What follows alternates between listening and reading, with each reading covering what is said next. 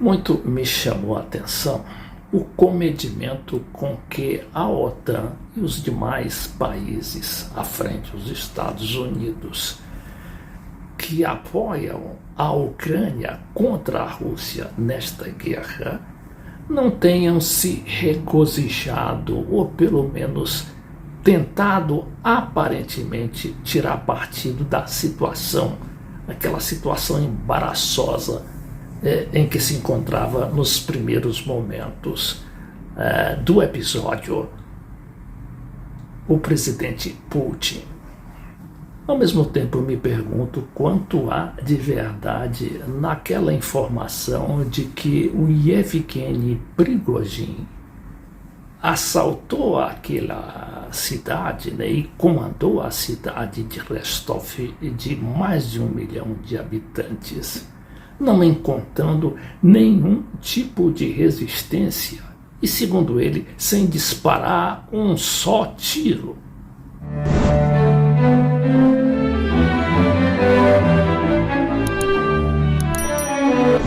Bom, antes de tudo, eu quero ressaltar aqui esse comedimento dos Estados Unidos, dos países europeus todos, integrantes do chamado G7, que combatem a Rússia e integram ali aquela ofensiva poderosa da OTAN, aparentemente não tirarem proveito da situação, ou pelo menos segundo rezou a sua narrativa do dia de hoje. Isto pode até ser um bom sinal de que as tensões ali chegaram a tal ponto que a OTAN e aqueles grandes países poderosos tenham chegado à conclusão de ter chegado o momento de fazer algum tipo de ação concreta para cessar as hostilidades, pelo menos.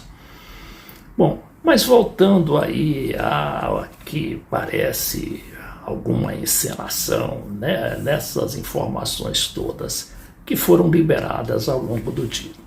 Primeiro se disse que o comandante e suas tropas, que seriam de 26 mil combatentes, a gente viu depois que na despedida deles, lá logo depois do acordo, da assinatura do acordo, eles saindo ali do quartel-general na cidade de Rostov, não pareciam ser 26 mil, e com 2 mil ou 3 mil, como parece ter sido ali o contingente que estava desembarcando do quartel-general, esse contingente não seria capaz não só de render toda uma cidade, como também chegar até 200 quilômetros de Moscou sem encontrar nenhum tipo de resistência do exército regular de Putin, de mais de 1 milhão de soldados? Ou será que aquilo ali estava absolutamente desguarnecido, quando o presidente tinha acabado de ir à televisão e denunciar um golpe de Estado contra o regime e contra o povo russo? O Putin chegou a falar numa ameaça mortal à existência da Rússia e também numa punhalada pelas costas, aparentemente daqueles comandantes que controlavam, eu digo, os comandantes do exército putiniano,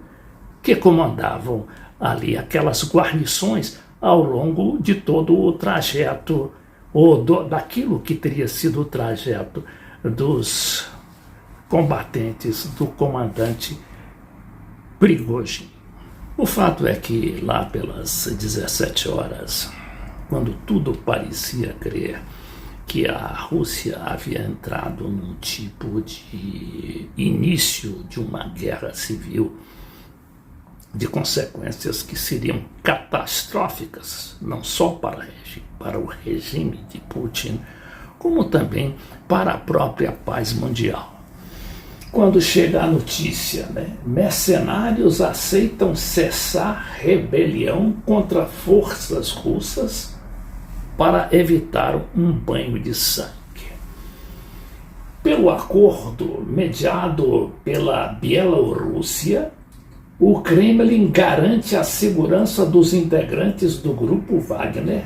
desde que os comboios rumo a Moscou voltem para de onde vieram.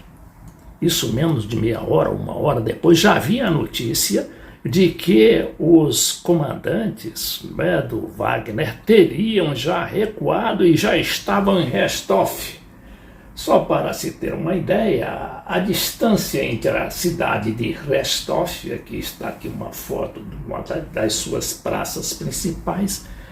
é de 1.000 quilômetros entre Rostov, que está na fronteira, a 100 quilômetros da fronteira com a Ucrânia, e Moscou é exatamente de 1.000 quilômetros. Então diz que o chefe paramilitar, Wagner, Yevgeny Prigozhin, anunciou neste sábado que seus homens que estavam indo para Moscou, vindos do sudoeste da Rússia, estão retornando a seus acampamentos para evitar um banho de sangue. Ou seja, o comandante Wagner lá não estava mais assim tão arrogante como estava no início, pedindo a cabeça do ministro da guerra, o Sergei Shoigu, e também do chefe do Estado-Maior, acusando-os de estar enganando o povo russo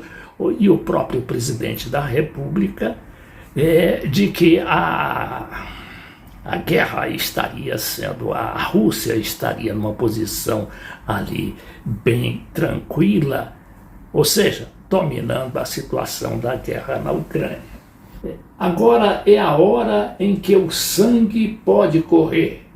É por isso que nossas colunas dão meia volta e voltam na direção oposta para retornar aos acampamentos, disse Prigozhin em um áudio publicado no Telegram. Antes do anúncio de Prigozhin, o presidente bielorrusso, e aqui o Alexander Lukashenko, que é sempre chamado pela imprensa ocidental de ditador, aqui não é mais o ditador, é o presidente, né, o presidente bielorrusso. Bielorrússia, a gente sabe que é aquela nação ali que fica ao lado da Rússia e que foi a única que se praticamente manteve a sua lealdade a Moscou. Alexandre Lukashenko, com quem Putin conversou pela manhã, garantiu que havia negociado com o líder paramilitar para parar os movimentos de seus homens e evitar uma nova escalada,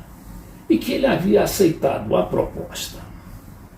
Pelo acordo, o Kremlin garante segurança dos integrantes do grupo Wagner. Agora, antes que esse acordo tivesse sido assinado ou firmado, ou apenas tacitamente assinado, a Rússia tinha instaurado neste sábado um regime de operação antiterrorista na região de Moscou,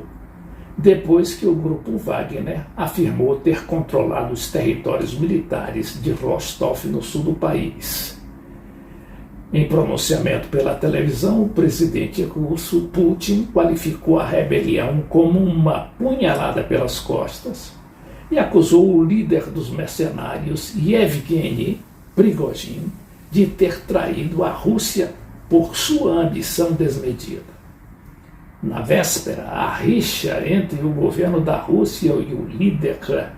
do grupo de mercenários ganhou grandes proporções. Yevgeny Prigozhin acusou o exército russo de bombardear suas bases próximas à linha de frente com a Ucrânia e convocou uma rebelião armada contra o Comando Militar Nacional em resposta, levando autoridades no país a investigá-lo por consequência. Eu sei que no final o porta-voz presidencial lá do Kremlin, o Dmitry Peskov, disse que o comandante do grupo Wagner assim como todos os integrantes participantes daquela rebelião ou motim, teriam sido perdoados em benefício, não é, de sua desistência daquele complô contra o regime dentro da própria Rússia e também em reconhecimento pela sua ação lá na Ucrânia. A gente sabe e se recorda bem que esse grupo, Wagner, é citado como sendo o principal fator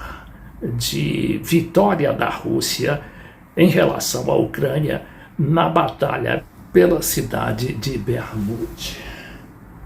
Aqui diz ainda esse despacho do jornal O Globo: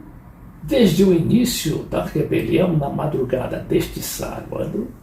noite de sexta-feira do Brasil, os homens de Wagner estiveram presentes em 3 regiões russas, ou seja, dominou 3 regiões.